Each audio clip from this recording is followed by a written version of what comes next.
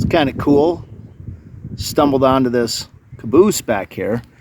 Little railroad park.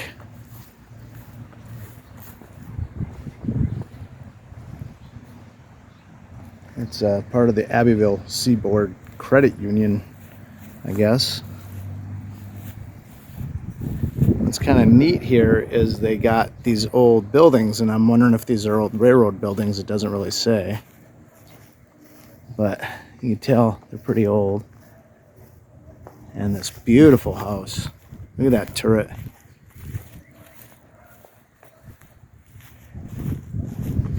Abbeville, South Carolina. Just kind of behind this place. Please like, subscribe, and share. Have a good one. Thank you.